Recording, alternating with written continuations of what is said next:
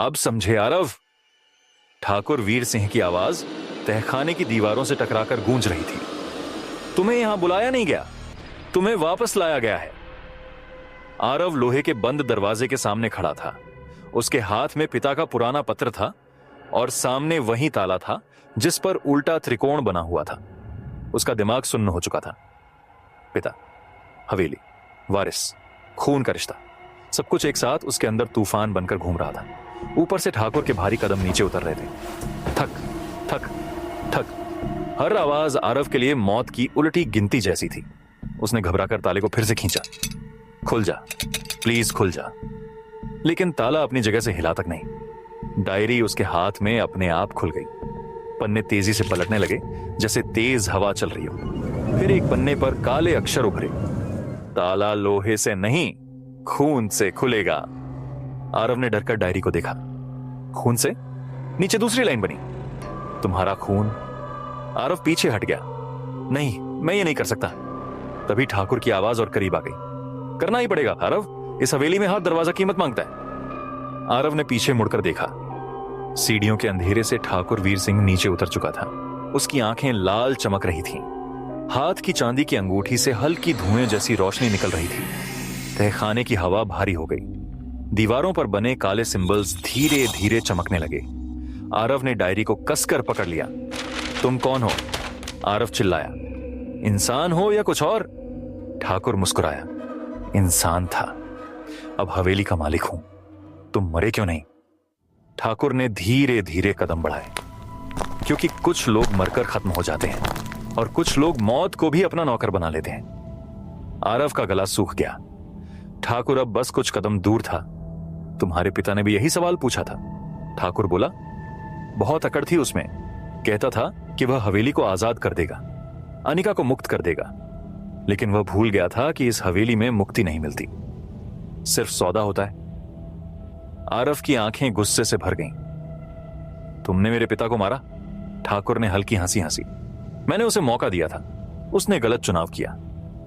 आरव आगे बढ़ने ही वाला था कि डायरी के पन्ने पर तेजी से शब्द उभरे।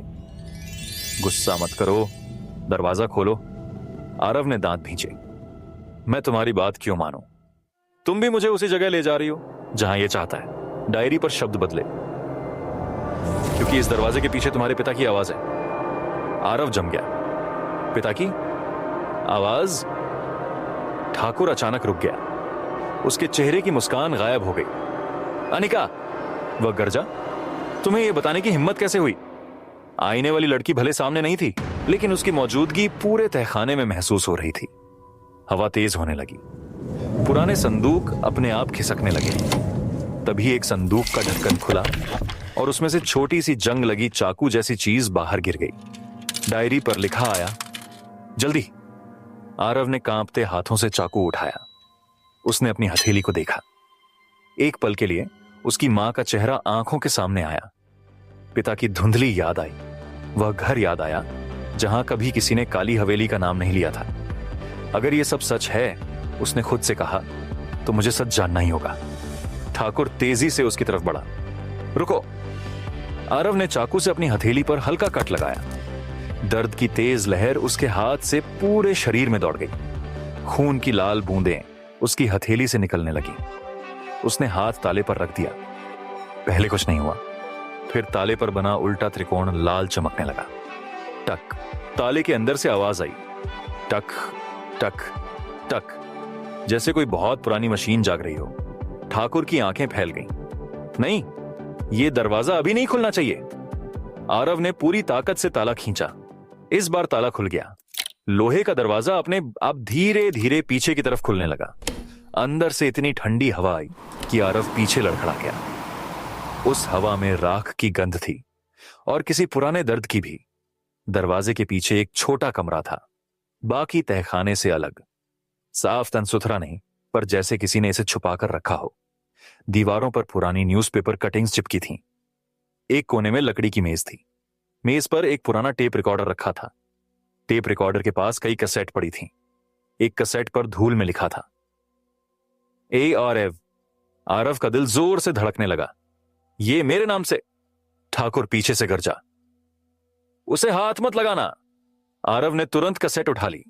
ठाकुर अंदर आने की कोशिश कर रहा था, लेकिन दरवाजे के बाहर जैसे कोई अदृश्य दीवार थी। वह अंदर कदम नहीं रख पा रहा था। उसने गुस्से में दरवाजे पर हाथ मारा। अनिका, तुमने सीमा तोड़ दी। हवा में एक धीमी लड़की की आवाज आई। सीमा तुमने तोड़ी थी ठाकुर। आरव ने पहली बार अनिका की आवाज बिना डर के सुनी। उसमें दर्द था, लेकिन कमजोरी नहीं थी। आरव ने टेप रिकॉर्डर में कैसेट डाली। उसके हाथ कांप रहे थे। उसने प्ले बटन दबाया। पहले कुछ सेकंड तक सिर्फ स्टैटिक नॉइज आई। कर कर। फिर एक आदमी की कमजोर आवाज सुनाई दी। अगर ये रिकॉर्डिंग चल रही है तो शायद मेरे पास ज्यादा समय नहीं है। आरव की आंखें भर आईं। वह आवाज उसके पिता की थी, अर्जुन की। बचपन में सुनी हुई वही आवाज, हल्की भारी लेकिन अपनापन भरी। पापा, आरव के होंठों से निकला। रिकॉर्डिंग चलती रही। आरव, अगर तुम ये सुन रहे हो तो इसका मतलब मैं तुम्हें बचा नहीं पाया। आरव का शरीर जैसे पत्थर हो गया। बाहर ठाकुर दरवाजे पर पागलों की तरह वार कर रहा था, लेकिन आरव को अब सिर्फ पिता की आवाज सुनाई दे रही थी। रिकॉर्डिंग में अर्जुन की सांसें तेज थीं, जैसे वह भागते भागते बोल रहे हो। बेटा, मैं जानता हूं कि तुम्हें कभी सच नहीं बताया गया। तुम्हारी मां ने तुम्हें बचाने के लिए सब छुपाया। मैंने उससे वादा लिया था कि वह काली हवेली का नाम भी तुम्हारे सामने नहीं लेगी। आरव के आंसू गालों पर गिरने लगे, लेकिन शायद खून का रास्ता खून को वापस बुला ही लेता है। टेप में कुछ आवाजें आईं, जैसे दूर कोई दरवाजा पीट रहा हो। फिर अर्जुन बोले, यह हवेली सिर्फ ईंट पत्थर की नहीं है, ये एक श्राप है। ठाकुर वीर सिंह ने अपनी उम्र बढ़ाने के लिए इस हवेली के नीचे एक काला अनुष्ठान किया था। उस अनुष्ठान के लिए उसे 7 बलियां चाहिए थीं। आरव ने धीरे से डायरी की तरफ देखा। डायरी के पन्ने शांत थे। रिकॉर्डिंग जारी रही। 6 बलियां हो चुकी थीं। 7वीं बलि थी अनिका। बाहर अचानक तेज चीख गूंजी। ठाकुर ने गुस्से में दीवार पर हाथ मारा। झूठ, सब झूठ। लेकिन रिकॉर्डिंग रुक नहीं रही थी। अर्जुन की आवाज और भारी हो गई। अनिका ठाकुर के घर में काम करने वाले आदमी की बेटी थी। मासूम थी। उसने ठाकुर का सच देख लिया था, इसलिए ठाकुर ने उसे आखिरी कमरे में बंद कर दिया। आरव ने गहरी सांस ली। आखिरी कमरा, वही कमरा जिसके बारे में गांव वाले डरते थे। लेकिन अनिका मरी नहीं। अर्जुन बोले, उसकी आत्मा हवेली में बंध गई। और ठाकुर, वह भी पूरी तरह जिंदा नहीं रहा। वह इस हवेली और अपने काले अनुष्ठान के बीच फंस गया। आरव ने दरवाजे की तरफ देखा। ठाकुर की आंखें अब और भयानक दिख रही थीं। रिकॉर्डिंग में अर्जुन की आवाज धीमी होने लगी। मैं इस हवेली का असली वारिस हूं, और मेरे बाद तुम हो। आरव ने अविश्वास में सिर हिलाया। नहीं, हमारे परिवार ने यह हवेली बनाई थी। अर्जुन की आवाज आई, लेकिन ठाकुर ने धोखे से सब छीन लिया। उसने हमारे ही खून का इस्तेमाल करके हवेली को श्राप में बदल दिया। इसलिए यह हवेली तुम्हें पहचानती है। कमरे की दीवारों पर लगे न्यूज़पेपर कटिंग्स अचानक हवा से हिलने लगे। एक कटिंग आरव के पैरों के पास आकर गिरी। उसने उठाकर देखा। हेडलाइन थी, रतनपुर हवेली कांड, 7वीं लड़की रहस्यमय ढंग से लापता।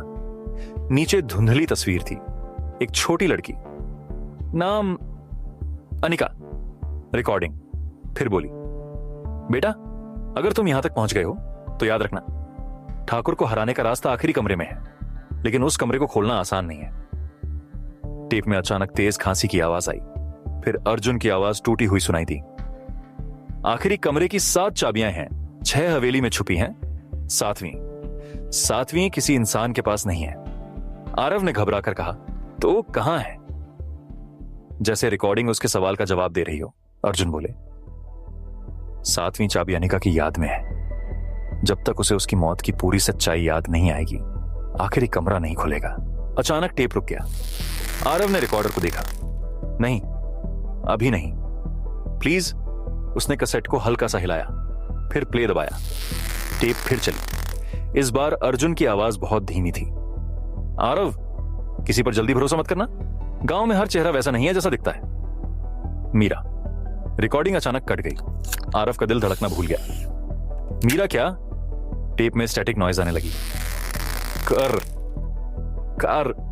फिर अचानक एक दूसरी आवाज सुनाई दी। यह अर्जुन की आवाज नहीं थी, ये किसी औरत की आवाज थी, धीमी, कांपती हुई। अर्जुन, जल्दी करो, वो आ रहा है। आरव ने रिकॉर्डर के पास झुककर सुना। औरत की आवाज फिर आई। अगर आरव कभी यहां आए तो उसे मीरा से दूर रखना। आरव का दिल जोर से धड़का। मीरा से दूर। उसी पल कमरे के बाहर से एक अलग आवाज आई। आरव! यह ठाकुर की आवाज नहीं थी, यह मीरा की आवाज थी। आरव ने दरवाजे की तरफ देखा। मीरा? तहखाने की सीढ़ियों से मीरा नीचे उतर रही थी। उसके कपड़े बारिश से भीगे हुए थे, चेहरे पर डर था और हाथ में वही काला छाता था। आरव, जल्दी चलो, मैंने बाहर का रास्ता ढूंढ लिया है। आरव एक पल के लिए राहत महसूस करने वाला था, लेकिन तभी उसके हाथ में पकड़ी डायरी अपने आप खुल गई। पन्ने पर लाल अक्षर उभरे, उसके साथ मत जाना। आरव के हाथ ठंडे पड़ गए। मीरा दरवाजे के बाहर खड़ी थी। उसने कांपती आवाज में कहा, आरव, मुझ पर भरोसा करो। डायरी पर अगली लाइन बनी, जो बाहर खड़ी है वह मीरा नहीं है।